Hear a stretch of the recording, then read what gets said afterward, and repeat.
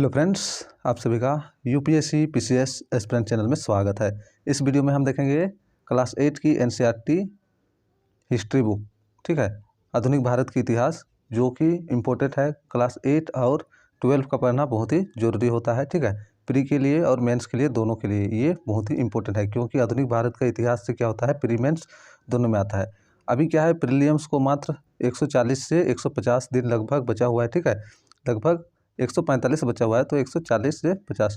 तो ये क्या है, आप अपना टारगेट बनाइए और सभी सब्जेक्ट को क्या कीजिए, अच्छा से पढ़ाई कीजिए, ठीक है। और जो फ्रेशर है वो क्या है, एनसीईआरटी जरूर देखा करिए या तो पढ़ा कीजिए, ठीक है। जरूरी नहीं है वीडियो ही देखें, आप लोग क्या कर सकते हैं, अपनी खुद से भी एनसीईआरटी पढ़ सकते हैं। तो एनसीईआरटी बेस बनाना बहुत ही ज़रूरी है।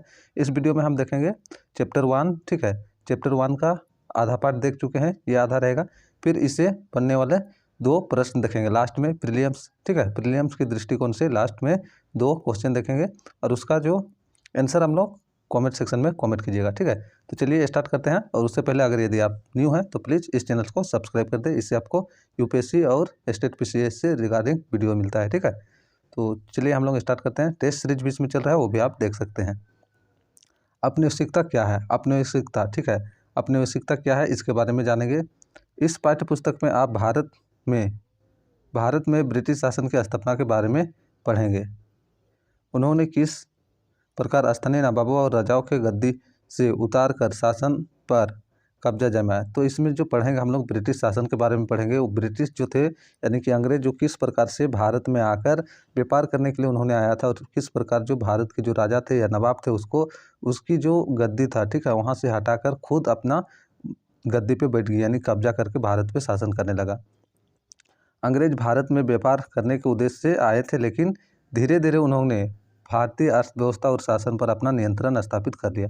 देख सकते हो क्या है, पहले व्यापार करने के लिए आए थे, लेकिन व्यापार करते करते उनको लगा कि वो जो है यहाँ पे जो यहाँ के राजा है, जो नियंत्रण करता है, शासन करता है, उसकी जगह भी वो क्या कर सकते हैं, ले सकते हैं। तो उन्होंने फिर धीरे धीरे कब्जा करना स्टार्ट किया।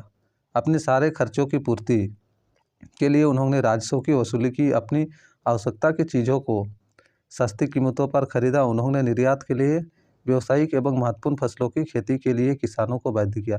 तो अंग्रेज जो थे क्या किए, अपनी जो ज़रूरत है उसको क्या है, सस्ता कीमत में खरीदते थे, और जो वो क्या करते थे, विदेश से लेकर आते थे, उसको भारत में क्या है, महंगी दामों पे बेचा करते थे। और जो उसकी आवश्यकता होता था उसका वो लोग क्या कराते थे, खेती करवाते थे। जैसे महत्वपूर्ण क्या है, नील्स का खेती हो गया, चाय, ये सब क्या है, ये लोग करवाते थे। और किसान को ये क्या है, कम लागत में खेती करवाते थे, ज़बरदस्त खेती करवाते थे, ठीक है, जबरन। तो यहाँ पर देख सकते हैं, अपनी आवश्यकताओं की चीज़ों को सस्ती कीमतों पर खरीदा। उन्होंने निर्यात के लिए व्यावसायिक एवं महत्वपूर्ण फसल की खेती के लिए किसानों को बाध्य किया। किसान को क्या किया, उन्होंने बाध्य किया महत्वपूर्ण खेती करने के लिए। हम इन प्रयासों के कारण आए सामाजिक एवं आर्थिक बदलावों को जानने का प्रयास करेंगे। इसके कारण क्या हुआ, समाज में किस प्रकार का बदलाव आया। अगर यदि किसी पर ज़बरदस्त दबाव डाला जाएगा तो उसमें क्या होगा, किस प्रकार बदलाव आया, उसके बारे में यहाँ पे पढ़ेंगे। ब्रिटिश शासन के कारण भारत की मूल्य मान्यताओं और पसंद नापसंद रीति रिवाजों और तौर तरीकों में हुए परिवर्तनों को भी समझेंगे। तो ब्रिटिश शासन के कारण क्या हुआ, जो भारतीय लोगों है उसकी जो मान्यता है, उसमें उनकी पसंद नापसंद रीति रिवाज, इसके बारे में क्या हुआ, फर्क पड़ा, किस प्रकार से परिवर्तन हुआ, उसके बारे में जानेंगे। जब एक देश में दूसरे देश के प्रभाव से राजनीतिक, आर्थिक, सामाजिक और सांस्कृतिक परिवर्तन होता है, तो इस प्रक्रिया को औपनिवेशीकरण कहा जाता है। तो देख लीजिए, औपनिवेशीकरण किसे कहा जाता है, जब किसी देश पर दूसरे देश के प्रभाव से, ठीक है, दूसरे देश उस पर जबरदस्ती या फिर जबरन किसी प्रकार उसके प्रभाव से उस देश का राजनीतिक, आर्थिक और सामाजिक, सांस्कृतिक परिवर्तन होता है, तो इसको हम लोग बोलते हैं औपनिवेशीकरण, ठीक है। तो औपनिवेशीकरण आपको समझ में आ गया होगा अच्छी तरह से। औपनिवेशीकरण किसको कहते हैं, अगर यदि एक देश में दूसरे देश का प्रभाव पड़ता है, वो भी किस पर, राजनीतिक, आर्थिक, सामाजिक और सांस्कृतिक परिवर्तन होता है प्रभाव के कारण, ठीक है, ये सब परिवर्तन होता है, तो उसको हम लोग बोलते हैं औपनिवेशीकरण। इसमें शक्तिशाली देश कठपुतली सरकार के द्वारा कमजोर देश पर शासन करता है। तो जो शक्तिशाली देश होता है वो क्या करता है, जो कमजोर देश होता है, कमजोर देश वाले शासन उन पर शासन करता है। यहाँ पे देख लीजिए क्या बोल रहा है, क्या भारतीय इतिहास के मध्यकाल को एक ही धर्म का दौर कहना उचित है। नहीं, भारतीय इतिहास का जो मध्यकाल है उसको एक ही धर्म का दौर कहना उचित नहीं, क्योंकि उसमें हिंदू और मुस्लिम दोनों धर्म का जो है वो शासन करते थे, इसलिए इसे कहना उचित नहीं होगा। आधुनिक ऐतिहासिक स्रोत, आधुनिक इतिहास को जो हम पढ़ते हैं उसके स्रोत क्या क्या है, किस प्रकार से उसको लिया गया है, उसके बारे में हम लोग देखते हैं। आधुनिक युग में ऐतिहासिक स्रोतों का अंदाज लगाना बहुत कठिन काम है। आज हम नज़र जिधर उठाते हैं हमें ऐतिहासिक स्रोत की भरमार नज़र आती है। किले, मकबरे, शिलालेखों, विदेशी यात्रियों की कृतियाँ, पांडुलिपियाँ, मूर्तियाँ बड़ी संख्या में मौजूद है। तो ये सब क्या है, इससे हमको इतिहास को जानने के बारे में मिलता है। तो जिधर हम देखें ये सारा बहुत सारा नज़र आता है। इसके अतिरिक्त अंग्रेज़ों ने अपने शासन के दौरान सरकारी रिकॉर्ड्स रखने की परंपरा की शुरुआत की। इतिहासकारों के लिए या सरकारी रिकॉर्ड उस युग की जानकारी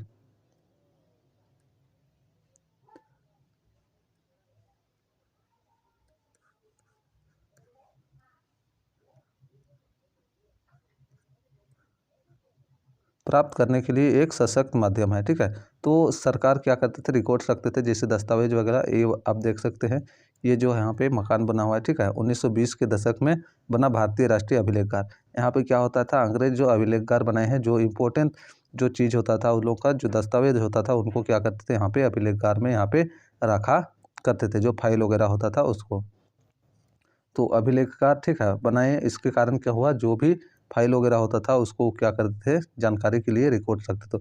तो इतिहासकार को क्या हुआ, इसे बहुत सहूलियत मिला जानकारी प्राप्त करने के लिए। ठीक है, किसे, जो अंग्रेज जो वहाँ पे अपना रिकॉर्ड्स रखते थे, सरकारी रिकॉर्ड्स बनाए थे, वहाँ पे अंग्रेज से रिलेटेड जितना भी रिकॉर्ड्स होता था वो सब क्या जानकारी होता था उसको उस पर रखते थे, लिखित रखते थे। ठीक है, तो इतिहासकार को उससे भी बहुत सारे जानकारियाँ मिलता है। लेकिन उसे क्या होगा, जो अंग्रेज होंगे, जो अधिकारी होंगे, उसी से रिलेटेड होगा। ठीक है, मतलब उसी से संबंधित होगा। तो उस पहलू से देखें तो हम क्या होगा, पूरी जानकारी उसके माध्यम से तुलना करना उचित नहीं होगा, क्योंकि इतिहास तो उसके अलावा भी है। ठीक है, क्योंकि उस वहाँ पे जो लिखा हुआ रहेगा, जो अधिकारी किस प्रकार से सोचते हैं, उसके पॉइंट व्यू से उस वहाँ पे जो अभिलेख रखा हुआ रहेगा, जो दस्तावेज रखा हुआ रहेगा, वो चीज़ जो है उसी के अकॉर्डिंग लिखा हुआ रहेगा।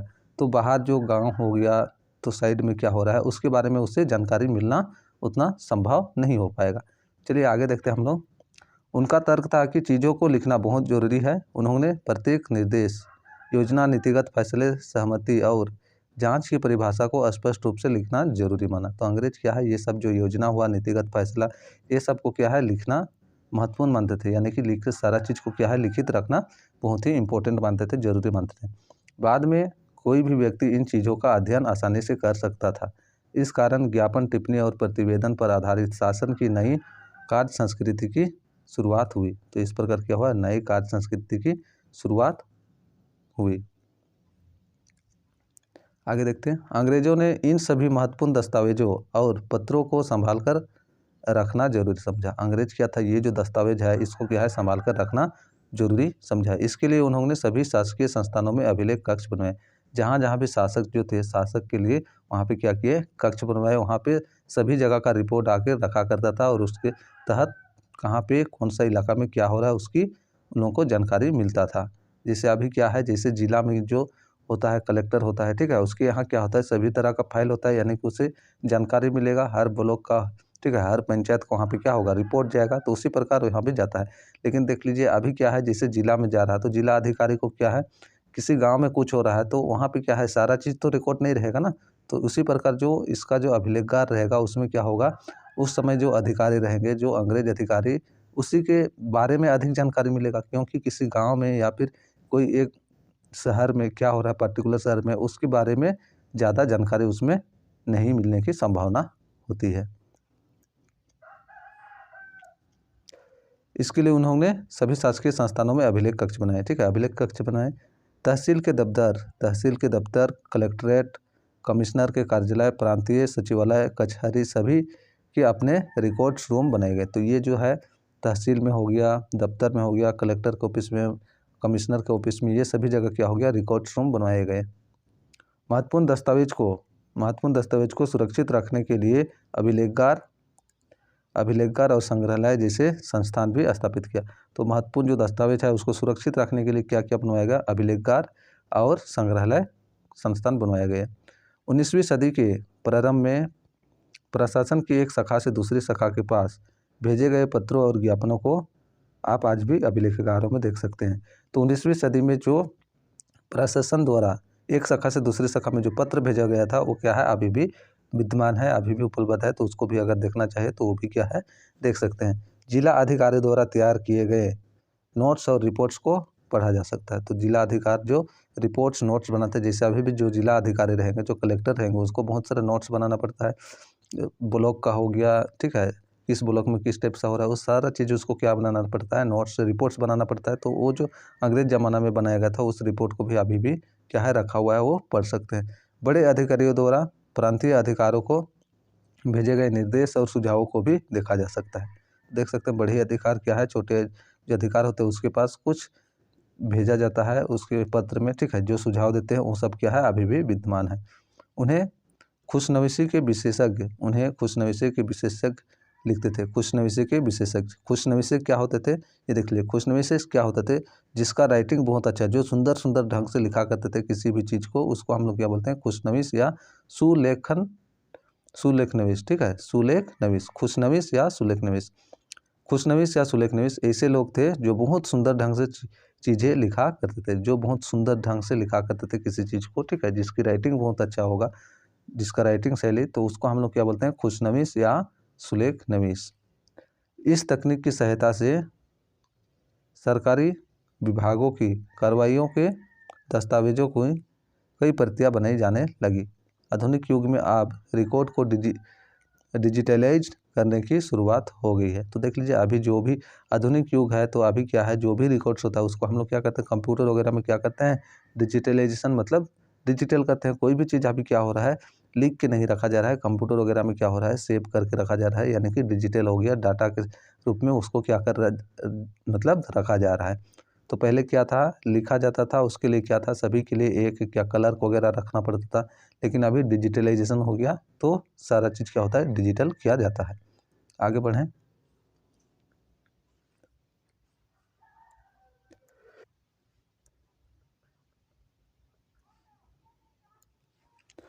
ब्रिटिश काल में जब नई दिल्ली का निर्माण हुआ तो राष्ट्रीय संग्रहालय और राष्ट्रीय अभिलेखागार को वायसराय के निवास स्थान के नज़दीक बनाया गया।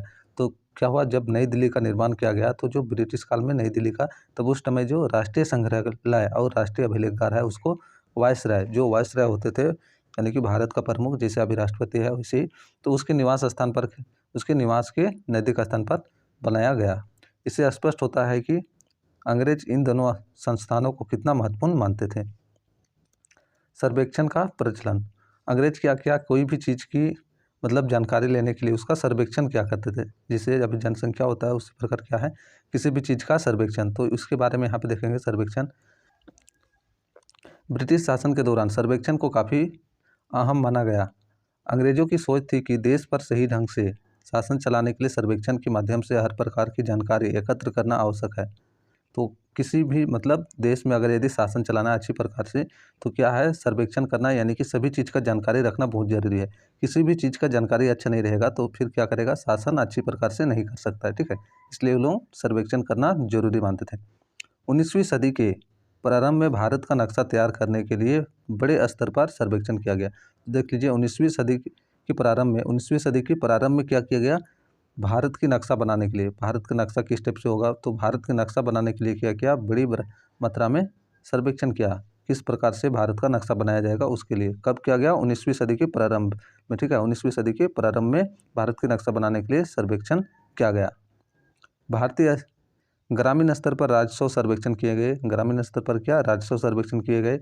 इसके माध्यम से धरती की प्रकृति, मिट्टी की गुणवत्ता, धरती की प्रकृति, मिट्टी की गुणवत्ता, वहाँ मिलने वाले पेड़ पौधे और जीव जंतु, फसलों और स्थानीय इतिहास की जानकारी हासिल की जाती थी। तो देख लीजिए उसके माध्यम से क्या क्या, जो सर्वेक्षण के माध्यम से क्या क्या की जानकारी किया जाता है, मिट्टी की, यानी कि धरती की प्रकृति किस प्रकार है, उसकी धरती की प्रकृति, ठीक है, प्रकृति, फिर मिट्टी की गुणवत्ता, वहाँ मिलने वाले पेड़ पौधे, किस किस टाइप के पेड़ पौधे मिलते हैं, जीव जंतु, फसलों और स्थानीय इतिहास की जानकारी हासिल की जाती थी उस सर्वेक्षण के द्वारा। अंग्रेजों की धारणा थी कि किसी इलाके पर शासन चलाने के लिए इन बातों की जानकारी जरूरी है।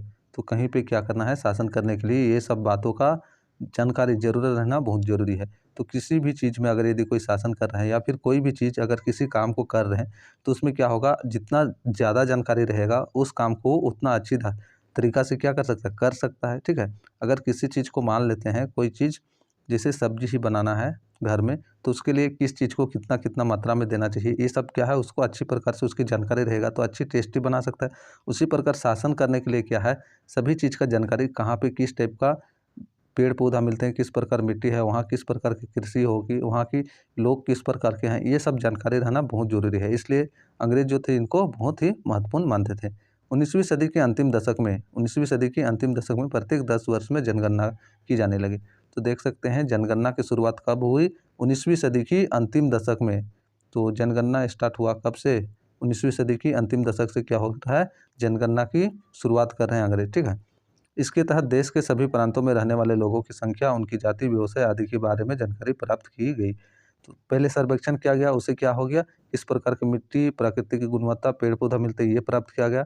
उसके बाद क्या, 19वीं सदी की अंत में देख लीजिए, 19वीं सदी के प्रारंभ में क्या किया गया, सर्वेक्षण किया गया, और 19वीं सदी के अंतिम दशक में क्या किया गया, जनगणना किया गया। यानी कि व्यक्तियों के बारे में जानकारी प्राप्त किया गया कि किस किस प्रकार की व्यक्ति किस इलाके में रहते हैं, किस टाइप का उसका रहन सहन है, कितना कितना उम्र के लोग हैं, ठीक है।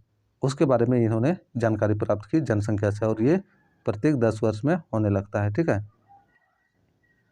इसके अतिरिक्त और क्या क्या हुआ, ये यहाँ पे देख सकते हैं एक चित्र, यहाँ पे क्या है, बंगाल में मानचित्र और सर्वेक्षण की जेम्स प्रिंसेप द्वारा बनाई गई तस्वीर। तो बंगाल का मानचित्र है जिसमें क्या हो रहा है, सर्वेक्षण किया जा रहा है, ठीक है। आगे बढ़े हम, देख लीजिए, इसे भी जाने, यहाँ पे देख लेते हैं थोड़ा सा। स्वतंत्र भारत में भी अंग्रेजों द्वारा शुरू की गई जनगणना की नीति का अनुसरण किया गया। आज भी दशक के पहले वर्ष में देश भर में जनगणना की जाती है। स्वतंत्रता प्राप्ति के बाद देश में 1951, 1961, 1971, 1991, 2001 और 2011 में जनगणना की गई है। तो देख सकते हैं हर 10 वर्ष के बाद इसमें क्या हो रहा है, जनगणना किया जा रहा है। तो ये क्या है, अंग्रेजों द्वारा जो शुरू किया गया उसी को अनुसरण किया गया। 2011 के बाद अभी 2021 में क्या हुआ है, नहीं हुआ है, ठीक है। तो ये होगा, ठीक है। तो इस प्रकार क्या होता है, अंग्रेज द्वारा जो जनगणना के अनुसार उन्होंने 10 वर्ष ये किया था, उसी को अनुसरण करके स्वतंत्र के बाद भी भारत में जनगणना होती है।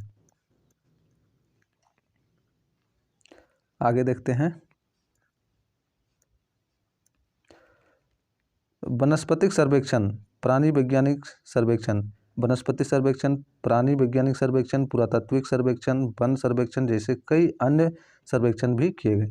देख सकते हैं इंपॉर्टेंट यहाँ से, जो वनस्पति किस प्रकार के मिलते हैं उसके सर्वेक्षण किया गया, प्राणी विज्ञान का सर्वेक्षण किया गया, पुरातात्विक सर्वेक्षण और सर्वेक्षण जैसे कई अन्य सर्वेक्षण भी किए गए। अधिकृत रिकॉर्ड्स के जो अधिकृत है उसके बारे में देखते हैं। रिकॉर्ड से तात्पर्य उन अभिलेखों से होता है जिनका लिखित विवरण एवं चित्र सरकारी दफ्तरों में सुरक्षित रहता है। तो जो सरकारी दफ्तरों में होता है उससे संबंधित, ठीक है। रिकॉर्ड्स का मतलब जो सरकारी दफ्तर में लिखा हुआ या तो चित्र के माध्यम से उपलब्ध है उसको हम लोग रिकॉर्ड्स बोलते हैं। रिकॉर्ड्स के विशाल भंडार से काफ़ी जानकारियाँ प्राप्त की जा सकती है, लेकिन इस तथ्यों को ध्यान में रखना होगा कि ये सभी सरकारी रिकॉर्ड्स हैं। इन रिकॉर्ड्स से हमें सरकारी अफसरों की सोच, उनकी विशेष दिलचस्पी और वे किन चीज़ों को सुरक्षित रखना चाहते थे इसके बारे में जानकारी प्राप्त होती है। तो सरकारी रिकॉर्ड्स से हमको क्या मिलेगा, उससे जो अधिकतर चीज़ जो अधिकारी थे उसके मतलब किसमें वो रुचि लेते थे और उसकी सोच किस प्रकार है, उसी के बारे में किसको वो सुरक्षित रखना चाहते थे उसी को वो रखे होंगे, ठीक है। तो उससे हमको केवल होगा जो होगा उसके अकॉर्डिंग होगा, यानी कि सरकारी अधिकार की सोच के आधार पर होगा, उससे जो जानकारी मिलेगा उसके सोच के आधार पर होगा। जैसे हम पहले बोले कि अभी जो जिला अधिकारी होंगे वो जिला पे जो रिकॉर्ड्स रखेंगे किस किस को महत्व देते हैं उसी के बारे में रहेगा। लेकिन किसी गाँव में जो हो रहा है वहाँ के बारे में क्या होगा, जिसको रखना नहीं चाहेंगे उसके बारे में तो पता नहीं चल पाएगा। यानी कि रिकॉर्ड्स के माध्यम से किसी इलाके में होने वाली घटना की सटीक जानकारी नहीं मिल पाएगा, क्योंकि उसमें केवल जो अधिकारी जिस घटना को महत्वपूर्ण मानते थे उसी के बारे में हमको जानकारी मिलेगा।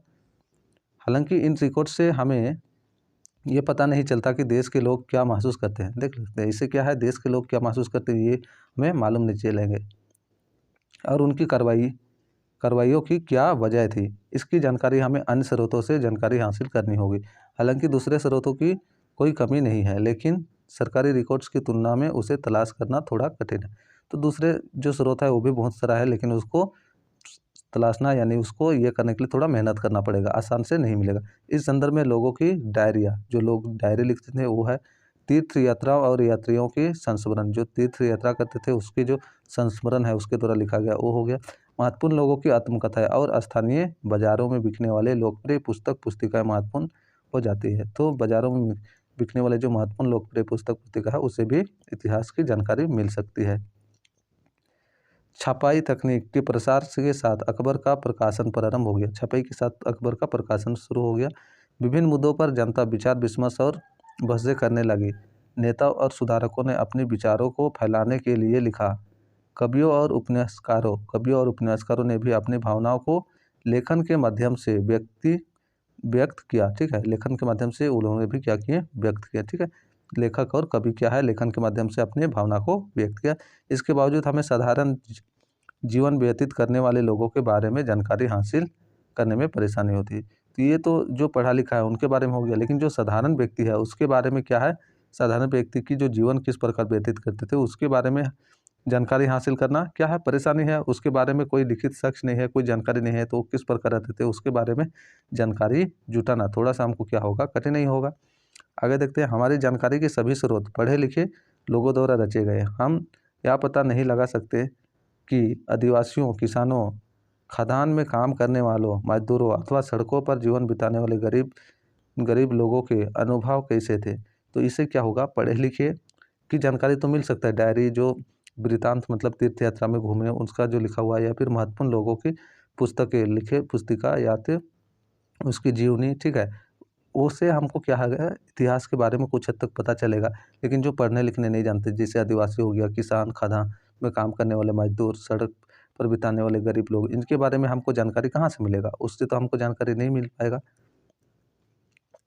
अगर हम थोड़ी और कोशिश करें तो इस बारे में अधिक जानकारी प्राप्त कर सकते हैं।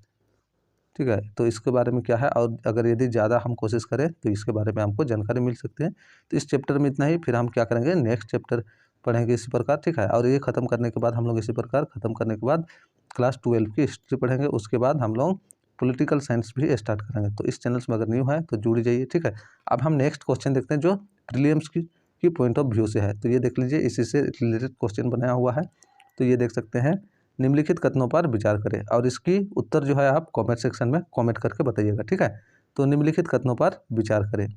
कथन एक, अंग्रेज अधिकारों को खुशनवीस कहते थे। देख लीजिए, कथन एक क्या है, अंग्रेज अधिकारों को खुशनवीस कहते थे। अंग्रेज अधिकारों को खुशनवीस कहते थे। कथन दो, अंग्रेजों ने महत्वपूर्ण दस्तावेजों को सुरक्षित रखने के लिए अभिलेखागार और संग्रहालय जैसे संस्थान स्थापित किए। अंग्रेज क्या है, महत्वपूर्ण दस्तावेजों को सुरक्षित रखने के लिए अभिलेखागार और संग्रहालय जैसे संस्थान स्थापित किए बोला जा रहा है। निम्न कूटों का प्रयोग करके सही उत्तर का चयन करें। ए नंबर है ऑप्शन केवल एक, बी है केवल दो, सी है एक और दो दोनों, डी है ना तो एक ना ही दो। तो जो भी आंसर होगा आप अपनी कमेंट सेक्शन में कमेंट कर दीजिएगा। ठीक है, नेक्स्ट देखते हैं और एक क्वेश्चन ये रहा,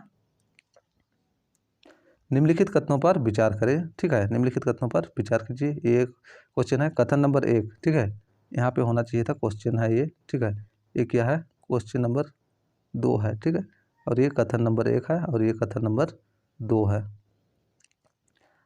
अंग्रेजों ने 19वीं सदी के प्रारंभिक दशकों से प्रत्येक 10 वर्ष के लिए जनगणना शुरू किए। तो देख लीजिए, अंग्रेज जो है क्या बोल रहे हैं यहाँ पे, अंग्रेजों ने 19वीं सदी के प्रारंभिक दशक से प्रत्येक 10 वर्ष के लिए जनगणना शुरू किए या किया। ठीक है, आगे देखिए, कथन तो 19वीं सदी के अंतिम दशक में भारत का नक्शा तैयार करने के लिए बड़े स्तर पर सर्वेक्षण कराए गए। तो दूसरा कथन क्या है, 19वीं सदी के अंतिम दशक में भारत का नक्शा तैयार करने के लिए, यानी कि भारत का नक्शा बनाने के लिए बड़े स्तर पर सर्वेक्षण कराए गए। कथन 3 देखते हैं, स्वतंत्र भारत में भी अंग्रेजों द्वारा शुरू की गई जनगणना की नीति का अनुसरण किया गया। तो जो स्वतंत्र भारत है उसमें भी अंग्रेज द्वारा जो शुरू की गई जनगणना की जो नीति थी उसी को अनुसरण किया गया, इस प्रकार कथन 3 में बोला जा रहा है। तो इसकी आंसर देखते हैं, निम्न कूटों का प्रयोग करके सही उत्तर का चयन करें। ठीक है, सही उत्तर का चयन करने बोल रहा है। ए नंबर है केवल दो और 3, ठीक है। ए नंबर क्या है, केवल 2 और 3। उसके बाद बी नंबर क्या है, केवल 1 और 2, बी नंबर केवल 1 और 2। सी नंबर केवल 3, सी नंबर क्या है, केवल 3। डी नंबर क्या है, केवल 2, तो डी नंबर केवल 2 है, सी नंबर केवल 3 है, एक नंबर 2 और 3 और बी नंबर 1 और 2। तो जो भी होगा आप इसका आंसर कमेंट सेक्शन में कमेंट कीजिएगा। इसके बाद हम इसकी जो है नेक्स्ट चैप्टर यानी कि चैप्टर 2 के साथ मिलते हैं, ठीक है। और टेस्ट सीरीज वगैरह देखना चाहते हैं तो आप इसमें जाके प्लेलिस्ट में आप जाके देख सकते हैं, ठीक है। तो चलिए फिर नेक्स्ट वीडियो के साथ मिलते हैं।